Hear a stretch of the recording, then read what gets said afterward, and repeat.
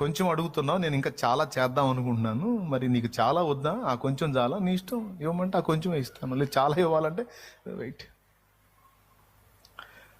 నాకు నాకు నాకు ఇవ్వవేంటి తండ్రి, నీకు శ్రేష్టమైంది ఇద్దాం అనుకుంటున్నాను. శ్రేష్టమైందా? శ్రేష్టమైంది వద్దు, ఏదో ఒకటి అంటే ఇచ్చేస్తాను.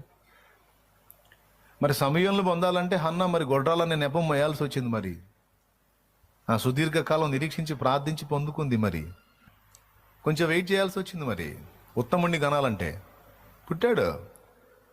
ఎన్నో ప్రార్థనల ఫలంగా హన్నాకి కొడుకు పుట్టాడు.